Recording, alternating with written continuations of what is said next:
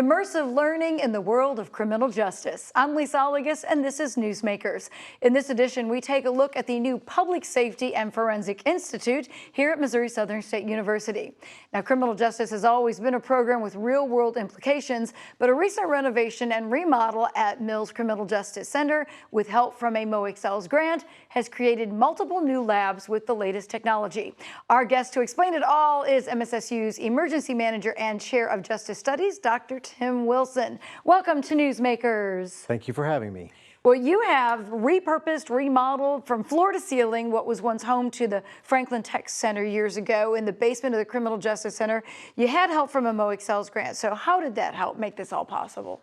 So the project came out of an idea of we would like to expand our current immersive learning environments, and we were awarded the grant through the state. So the MoExcel's grant was a matching grant.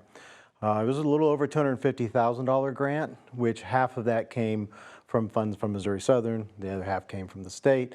And so we had looked for spaces in our building that were not being utilized, and this seemed like a really nice area. It was a pretty good sized area, not being utilized, and so we thought, let's make this an extension to our current program. Excellent. So how significant is it to host a Public Safety and Forensic Institute? I mean, do other universities have these offerings? How does this make us stand out? Well, one of the things that we've always prided ourselves on in our program is our immersive learning.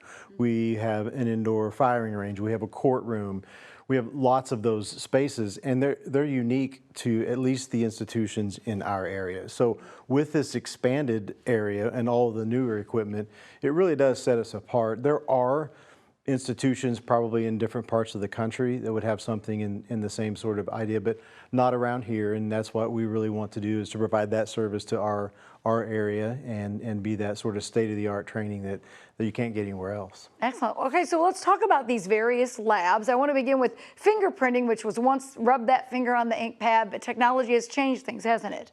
Sure. Now, we still utilize ink and rolled fingerprints, but most agencies now have the electronic version of it. So essentially you have a pressure-sensitive glass, and the fingers are rolled across the glass, and the computer captures those ridges just like you did with the ink.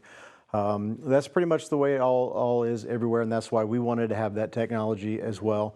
And that system allows us to not only capture those prints, but it goes further into teaching the students how to do the actual comparison between prints to see, do these two prints match? Because it's not exactly in the real world like you see on TV, where there's 42 different screens going, and all of a sudden there's two fingerprints that match, and this is where the guy lives, and this is the car he drives, and this is what he had for breakfast, right? It doesn't exactly work that way. So this particular system allows us to teach the students the actual comparisons. They won't leave with the certification. It will be experience and knowledge in that field. So if they choose to become, say, for example, a 10-print examiner, they'll already have sort of a step ahead of the other applicants. Sure. So talk about the new technology also for checking for impaired drivers, even in the field. Tell us about those tools. That you have like a saliva swap cartridge. What is that? So oral fluid testing is relatively new technology in the impaired driving world. Some states have already adopted it. Missouri's sort of in that trial and testing of whether or not we're going to utilize it. And essentially this type of testing is much like an alcohol test that's done roadside, that just tests for the presence of alcohol. This particular system allows us to check for the presence of the 7 main main drugs that we see when people are driving and when they're impaired. And so what this system is really neat. We can use it in our academy. We will specifically, after vehicle stop training has been done and they know how to actually approach and do all that, when they get into the impaired driving investigation portion, we'll have our role player in our vehicle maybe mimic some of the symptoms of someone who might be under the influence of a particular drug. And then they'll go through the process of learning how to collect the sample. It goes into a small cartridge, goes into a small, about two sizes bigger than an iPhone. It goes in the end there, and in 5 minutes there's an analysis. Now, it's a presumptive analysis, but it's more for us to understand a bit more about what's going on and causing this person to behave in the way that they are. So you have a ballistics lab. Tell us what exactly that is and how this can improve solving cases. There's a different way of looking at them now. Well, so we already had a comparison microscope, which a comparison microscope allows us to take projectiles and look at them microscopically and see if the markings are the same and that they match. And so we already had that technology, but the new part of that system is a camera that allows us to take pictures of the casings. So we're not dealing with the projectiles, now we're dealing with the casings. Same kind of deal though, you're looking at it at high magnification, you're looking at the markings that are unique to a firearm, and you can match firearms that you found casings at one scene to another scene. In the real world, the agencies are using this system. They're all interlinked, and so someone in Chicago could be looking at a casing and compare it to the database and potentially be able to match it to another shooting that happened even in a different state. And so that technology is some of the newer stuff that's out there. The ballistics microscope and the projectile, that's been around for a while, but this is a really it's a very easy system to use. It's an easy system to teach to the students, and that's what they're going to be learning, is how to actually take the pictures of the casings and go into the database and look and see if they can find matches. Awesome. Students will also work with drones at crime scenes. So what are the applications for the use in the criminal justice field when it comes to drone technology? Primarily, we're using those in our crime scene investigation courses, where back in the old days, we used to take pictures with 35mm cameras, and I would go up on a ladder at the fire truck, take me up on a ladder and take pictures from above. So the drone technology allows us to map out a scene. It allows us to really document from a higher perspective, and the technology is increasing to where in law enforcement we're adding sort of applications. So they're using it in traffic crash reconstructions. They're using it in some of these high-risk search warrants where some of these devices are able to actually fly inside of a building, so it makes it a little bit safer. And so, but again, in our program, ours is equipped with a normal camera, but it's also equipped with an infrared camera, or one that can see things in the dark. It's just the heat signature from the body. And we use those in law enforcement. Oftentimes when someone is missing, has run away, maybe it's an elderly, maybe it's a young child, and to be able to search at that time at night and be able to hopefully locate that individual. So there are a couple of applications that we're going to have with this type of technology. Well, you've got other labs that dig deep into crime scenes, but I want to take a quick break. And when we come back, we learn about the alternate light source lab and a realistic crime scene lab and the lessons it can offer students. First, we talked with some of local law enforcement who toured the facility about the benefits of the real immersive training space. Two sheriff's departments rarely converge on the same crime scene, but they did during a tour of the MSSU new Public Safety and Forensics Institute to learn how future officers will get hands-on training. I mean, that's huge, trying to figure out how long that body may have been there, what kind of decomposition may have gone, really helps in that initial stages of that investigation. Obviously, we'll be able to get that better once we do an autopsy, but to have those clues to be able to use early on in the investigation is critical. Very few people are going to come into their profession having this kind of experience right here. These students are going to be miles ahead of even people who've been in law enforcement for a minute that haven't had this exposure to this. So this is going to put youngsters that are students that get into the law enforcement, it's going to put them miles ahead of everybody else. Besides the crime scene, the sheriffs learned that the lab offers new computerized fingerprinting, drones, and a digital ballistics system. So if you look like right here, so I can zoom in. This is how far I can zoom in to see whether that's a match. And then what we do is then we can take it and like move it over to see if it actually if it matches up or not. Yeah, it's super impressive. I think whenever I went through school here, I thought they had kind of the cutting edge technology of back then, and obviously in the last 27 years that technology has changed, and so it's great to see them keeping up with those new technologies. Sheriff Stewart says the lab is a huge benefit to outside law enforcement agencies. Training officers here can be a money saver. I mean, a lot of times we're looking for schools that we can send them to get them trained on this technology, and the fact that we have this in our backyard is just a huge asset. Not only saves some money, but it saves on time away, and we know we're getting locally trained. Absolutely. I mean, these are all great tools, and not tools that are easy to come by or cheap to come by. And so the fact that Missouri Southern has these and is willing to, share these for training is outstanding. Giant video screens are part of a crime scene simulator that puts officers in training in the heart of hostile situations. If someone's going to go into law enforcement, the earlier they can get hands-on experience with decision-making processes like that, the better, right? Because it's an evolving process, and you don't just wake up one day or graduate one day and say, okay, I can make good decisions with regards to use of force. It's something that needs to have time and experience in, hands-on experience, seeing things in real life and having the chance to talk about those experiences with others, and with having that ability to do that ahead of time, do that right now, is invaluable. Every new day at Missouri Southern State University opens the door to meaningful opportunities. Immersive learning, health and life sciences, global education. These 3 pillars form the foundation of our mission. I've always learned best by doing. When I could shape ideas with my own hands, everything clicked. I enjoy helping others, but I never considered what it could look like as a career.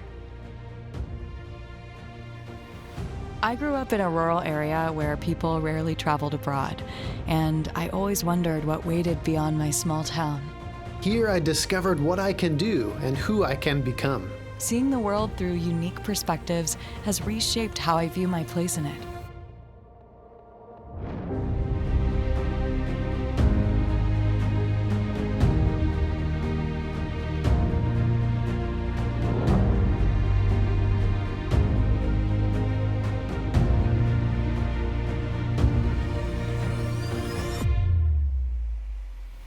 At Missouri Southern, we grow and change with purpose. And that growth shapes who we become. What begins on this campus moves into studios, hospitals, conference rooms, and communities across the state and around the globe. This is Missouri Southern State University. Explore boldly. Care deeply. Impact globally. One expanded mission, built with lion pride.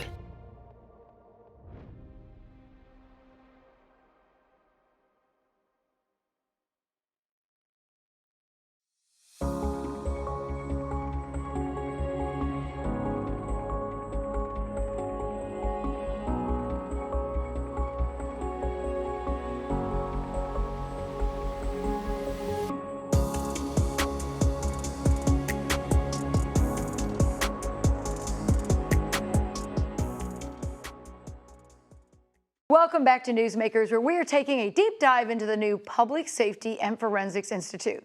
Our guest again is Dr. Tim Wilson, Chair of Justice Studies.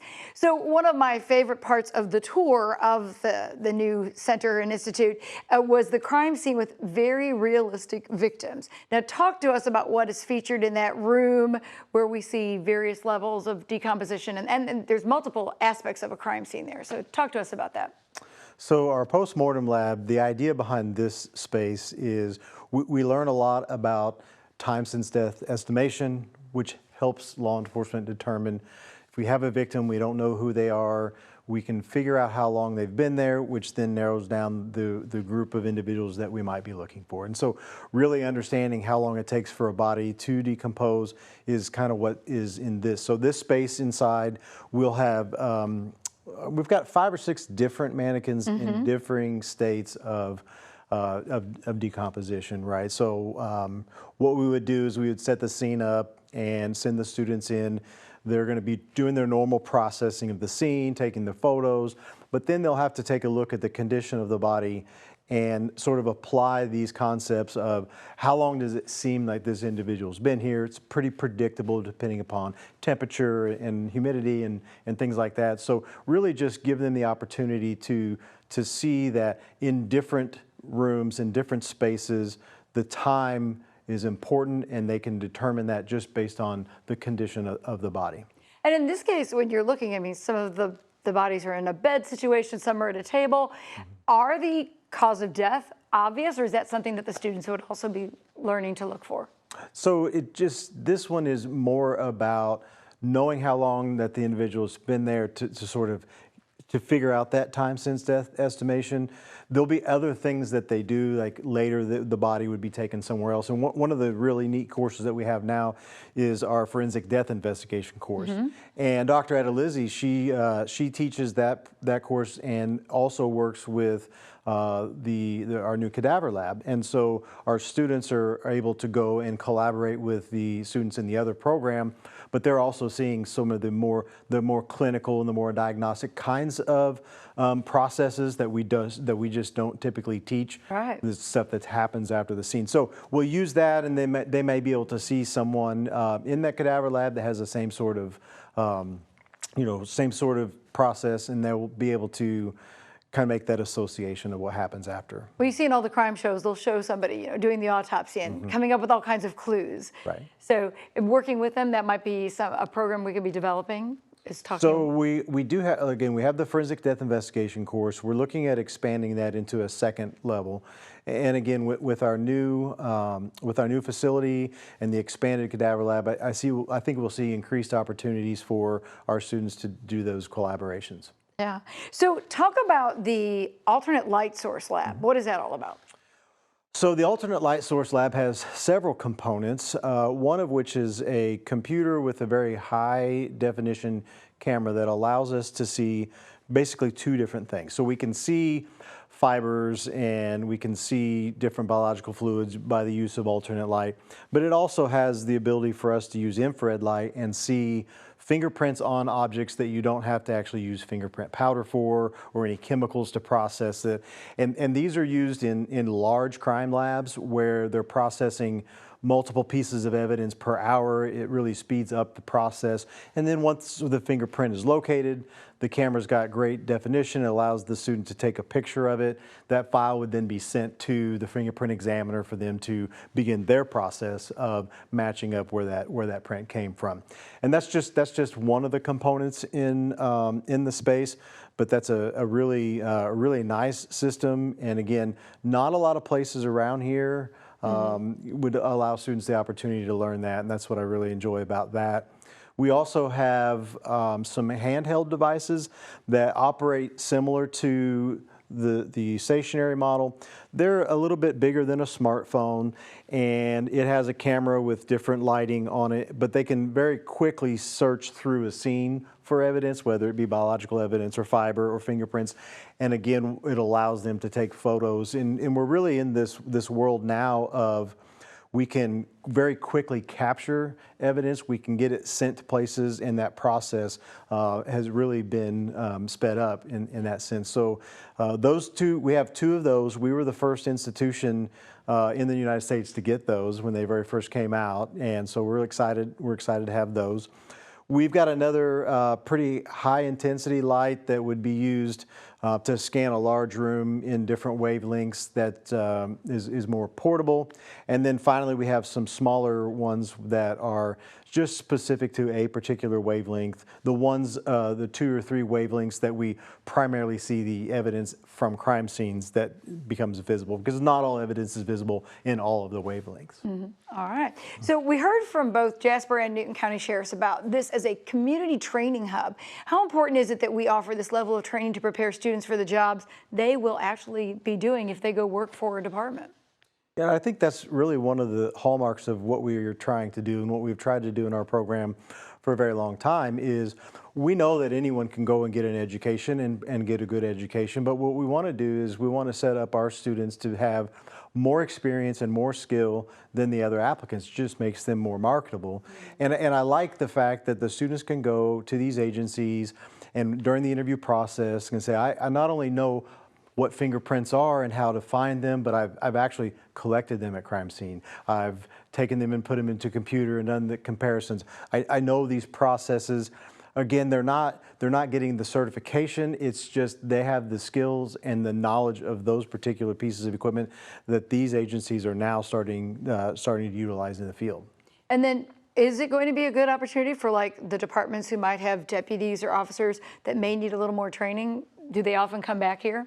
We do have. So we have a very strong continuing education program. So all of the local police officers have to have continuing education every year. We teach a crime scene certification course to law enforcement, and that course, it's a 9-day course over a couple of months, and they're going to be utilizing the same equipment, which is what has made this institute such a nice space, because we're not only doing it in the academic world, we're also doing it in the current law enforcement world and providing them with experience and knowledge in these areas that some of their agencies don't even have that type of equipment. So it is new knowledge for a lot of our officers that come through training. Well, I know years ago we would do stories about they didn't have adequate training and they needed more training. So now it's nice that it is available, especially locally. Right. Technology is often changing though. So how often do you have to keep up adding to this, and will you be adding to it as technology changes? So the idea behind the ones that we have, they're able to be expanded or to be replaced as that technology changes. So clearly we've had a firearm simulator for years and years and years. The technology has changed, and over those years we have increased and replaced that. So another part of this institute is a use of force simulator. Which essentially what that means is we put students in situations that are pre-recorded videos, and they interact with the system, and the instructor can then go back afterward and say, okay, why did you use force, or why didn't you use force? And that particular system is more about decision making and being free to be able to learn and make mistakes in a simulated environment, but also putting them in the types of scenarios that they will experience when they go out into the field. And so as part of this project, we upgraded the computer for that. We added a couple of new, they're firearms that have lasers in them, and but they do have recoil, and they do simulate very closely what it's like to fire a weapon. And again, it keeps track of where they're looking and where the weapon's being pointed to ensure that they're practicing the right sorts of decisions that we expect them and that we need them to be as professional police officers. I know one of the sheriffs mentioned that. I mean, decision making is a critical aspect of their job, and you can't practice that enough. Right. To like learn how to get reaction times. So there was a big push for forensics when the show CSI first aired. What continues to drum up interest? Is it still an ongoing field that's kind of expanding, that people are interested? It certainly is, and what's very interesting is over the years we've gone from students who were primarily interested in being police officers and going and working eventually in the field of crime scene, to students who really don't want to do the law enforcement but still have this very strong forensics interest.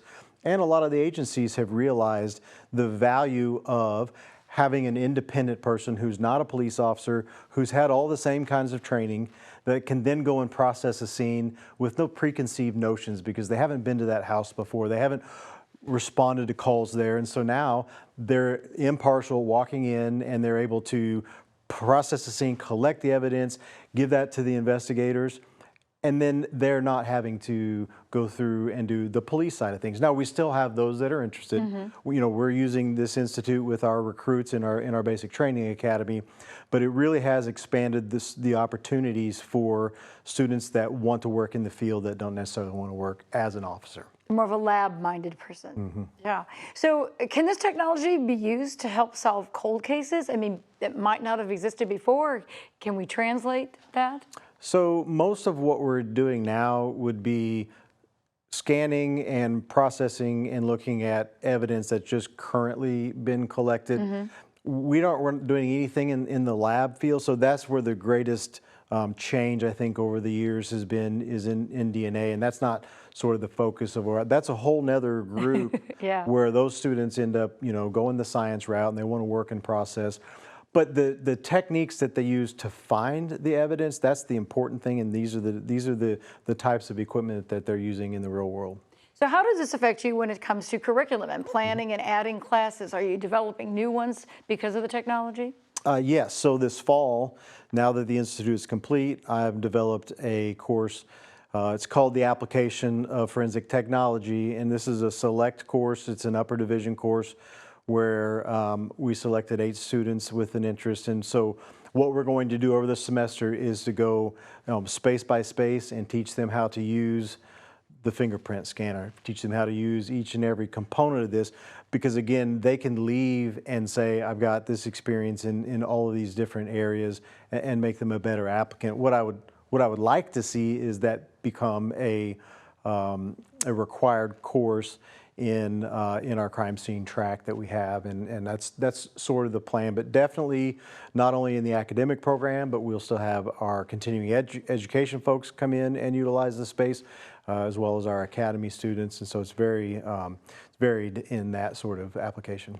Has police work changed so that it is more, I guess not technically driven, but in more evidence-based driven? I mean, it's not like, oh, a police officer can have hunches. Do we have to have more facts to back it up these days? Is there more of a reliance on, hey, this is part of the evidence and we need to show it because of shows like CSI? And certainly the shows are what drew the interest of the public. And so what we have found, at least in my experience, is that the technology that we have now has made the job easier. So for example, we have a 360-degree scanner that we can take and put in different spots in a scene, scan that, so it takes digital measurements, much like the surveyor equipment, and then it also takes photographs, and then it puts those into a computer program, and we can add those all together and create a 3D model of the room, which then allows the judge and the jury and others to take a look and be sort of immersed in that scene without ever having to go there. And that's something that you couldn't do with pencil and paper. And so that's,